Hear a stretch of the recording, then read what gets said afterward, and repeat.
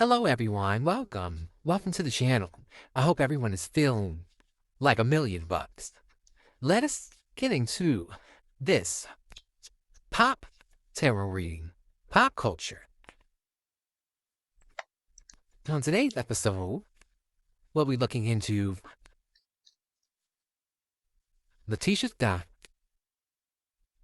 from Love and Marriage Huntsville. I am a fan of the show. I enjoy watching the show. She used to be someone that I enjoyed. However, there's been a change. I've been noticing that her relationships with the people around her are very fragile. And it seems as if she may be projecting some of her own frustrations onto the people around her. Frustrations in her marriage, in her relationship within her home. All right.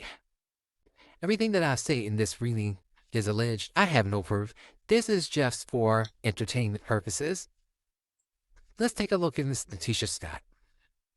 We have shared purpose. When you're on the same mission, you're not distracting each other from purpose. You're helping each other fulfill it. She sees Marceau, her husband, as her other half. I was going to say her better half. She feels like she has a shared purpose with him. They have a mission together. They work well as a team, professionally.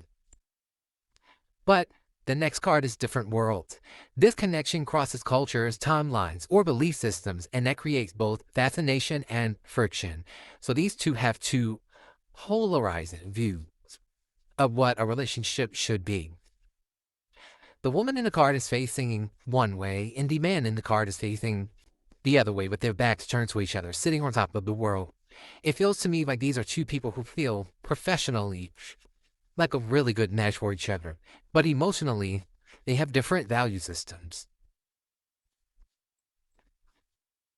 The next card is a big break. A major moment is brewing. This could be the launch, the offer, or the shot out that changes everything. There's a stairway to an opportunity. There's a glowing light at the top of the stairs, right through the door, right outside the door. I feel like accomplishment is very important to Latisha Scott. I feel like she's seeing herself as a household name. She's loving the attention that she gets. She loves the money that she's making. She feels like they've come so far from Huntsville, Alabama to being household names. She doesn't want to lose that. We have negative creator. You're a creator no matter what. The question is, are you creating from fear or truth? There's a fear that she has, a fear of her own power, a fear of tapping into her own greatness. She lives in the shadows of her husband, though I believe she's actually the brains behind the operation. The next card we have is Aligned Future. The connection feels solid because you're both facing the same direction. This is a partnership with purpose. They started off with shared purpose. A lot of this relationship is centered around business. And we have Blessed by Fire. Looking back, you can acknowledge that every trial was an initiation. You are not cursed. You are blessed by fire. She's gone through the fire with him. She wants to grow old with him. She does not see herself outside of the connection with her husband. Good, bad, ugly. This is who she wants to spend her life with. She sees herself as the phoenix rising from the ashes. She's willing to swallow her pride, suppress parts of herself, silence her voice to keep this charade going. But for how long? When it comes to the friendships around Latisha, the friendships with Destiny, with Miss Nell, even going back to Melody Shari, what exactly is going on with her where she keeps falling out with people? All right, we have mixed signals. Are they into you? Sometimes yes, sometimes no, and sometimes even they don't know. So she has some reservations about her friendships with these ladies. I think a lot of her identity is wrapped up in the relationship she has with her husband. Some of his more chauvinistic ways have rubbed off on her. She may be a very male-centered or male-identified woman. When it comes to the women in her life, she's more cautious, maybe even overly cautious, seeing problems where there are none.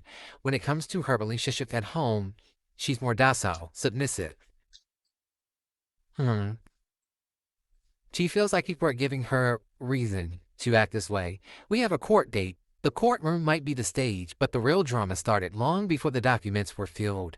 I am not sure if she has a legal situation with anyone, but that could be something that is coming up. It feels like drama. Drama is just in her relationships right now. They are just surrounding her. Platonic relationships right now. There may be some court drama brewing that we are not aware of. Pressures on her as a wife, them as a couple. We have Trailblazer. When you walk into the unknown, you teach others what's possible. Will you be brave enough to be the first? This card, the depiction, shows a person cutting through weeds.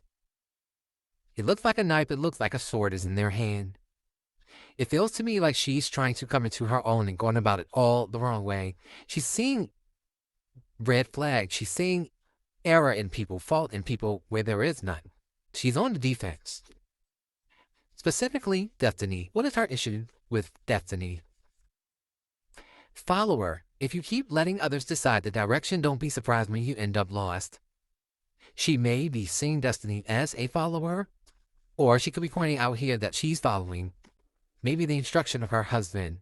It makes me think about the reference he made to a friend to no one is a friend to everyone is a friend to no one. She may feel that way. Was it an original thought? Probably not. Okay. Next card is Centered Calm. Reacting is easy, but choosing with wisdom takes grounded stillness. A decision born in chaos will carry its frequency. She's actually seeing Destiny as someone she can easily provoke right now. She feels like Destiny has a soft spot for her. She feels like Destiny is centered calm. Destiny is a Taurus. She's seeing Destiny as someone who is not very fragile like she is. I'm almost tempted to say that she admires, much like I think she did with Melody, she admires their strength, their ability to walk away from marriages that are not healthy. She hasn't been willing to do that. As much as she's saying that she would if she found out he was cheating, she never believes any information is brought to her. We have core values. You may differ in details, but agree on the non-negotiables. You don't have to reroute your values or override your instincts for them. Wow. She feels like their core values are not the same. They're both stubborn, saying that they agree on the non-negotiables. I feel like they both have their own way of looking at things. I feel like Destiny has given her a lot of grace, but everybody has their breaking point. I go back to earlier seasons where Kimmy made a reference to Latisha's spoiledness and how she wants you to cater to her, spoil her, baby her. As she was doing this with Kimmy a few seasons ago on the show as well. All right, we have secrets and lies. Not everything here is what it seems. Lies, omissions, or double lives could be distorting the connection. So there are secrets and lies between the two of them. There may be things that we are not privy to as the public, things that they have not even shown on the show. I'm getting I trusted you and you told. I trusted you. There's a diary with a lock and a pen. The pages are glowing. We have Pharaoh focus. Want to become unstoppable, get crystal clear on what you want, and refuse to be seduced by anything that dilutes it. It feels like Latisha has set her intentions on being the main character of the show. I feel like she's trying to step into the spot of Melody now that Melody has exited the show. It is not working because it is not her natural role. She's not a natural leader. She's trying to be. She feels like she has to be a mean girl in order to accomplish it. What is her issue with Destiny? What is her issue with Destiny? We have living large. Luxury is the new baseline. They're not just dabbling in wealth, they're dwelling in it. I feel like this could be pointing to something that Destiny said on the show. Now that I'm coming into my own, I'm actually going through my own glow up. Is it possible that me not needing you, not struggling, not dealing with hardships, and actually thriving is bothering you? And I think she might be right. There's bad blood at the bottom of the deck. You may think you're over it, but the resentment is still writing scripts in your subconscious. She's holding a grudge. We have weathered storms. This love has weathered storms and you're still sailing. That says more than any picture-perfect moment ever could. There's still hope here. Hope for healing, reconciliation, moving on, leaving the past in the past. And we have double trouble. You're both hurting, but hurt people don't always heal each other. Sometimes they just pass the wound back and forth. So they both have their own inner turmoils, personal hurts. So I feel like there's some repressed memories, repressed emotions with Latisha that she tends to project onto the people around her. Okay? What is going to be the outcome of her relationship with her husband? Seems like it's getting a little messy. So, what's going to happen with her relationship with her husband, Latisha Scott? We have victim mode. The wound has a voice, but it should not be your narrator. Your story shifts the moment you stop rehearsing the role of powerlessness. Spirit is telling her she has to step out of victim mode, put herself into a victorious position, stand her ground, stop playing second fiddle to Marceau and his ego. They're coming out as mismatched. Your puzzle pieces from two different boxes. No matter how hard you try, you just don't fit.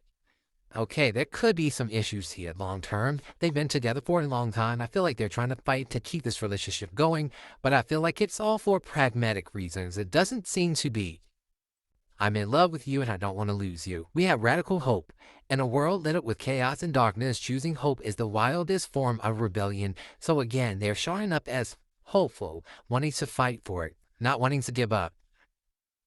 They're avoiding pain. There's a scarcity wound. There's some infidelity that has happened. Once a cheater, always a cheater. And we have unfinished karma and fading feelings. This is not something that will be able to last. Latisha is reaching a boiling point. She's starting to turn that key. The key that opens the door to her own voice. She's tired of living in his shadows. The next card is silence. The fear of conflict is choking your growth. Let the discomfort come. Let the truth breathe. She has to give this voice. It's saying that she's still courted. You cut them off, but not out. Your body remembers, your field remembers, and that's where they're still living.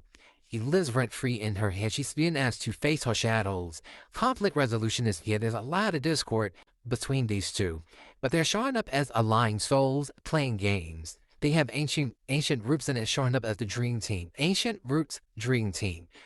You don't compete, you combine. And together, you're a force to be reckoned with. Saying here that he's holding her back and blocking her passion and living a double life. She wants to feel seen by him, but she feels like he's avoiding her. There's toxic positivity here and validation trap. We got a painful past with mutual growth. It's like they've grown beyond some painful things in the past. She has an untamed vision that she needs to tap into, but she's infatuated with him. She wants to be securely attached, but there are money problems. She's picking up that he's scamming her. Something inside of her needs to be expressed. She's having a hard time getting it out. She has the sacred roar. You've held it in long enough. The healing begins when you give it a voice. I just said she needs to give it a voice. Speak and you will feel the shift. We have requited love and opposites align. Chosen family and we have money matters. We have soft strength and we have settling. Fighting and doing the work. This is something she feels she wants to fight for. She feels trapped. A biological clock is ticking. He had a vasectomy on an earlier show, so I know that she's not trying to conceive. But it could just simply be that she's realizing she's getting older. She doesn't want to be trapped. She's tired of people judging her relationship. It bothers her. Gossip is currency and someone just cashed in. When the tea is this hot, you better believe it's being passed around. It bothers her. The rumors, the gossip. She wants to love herself more, but she keeps making the same mistake.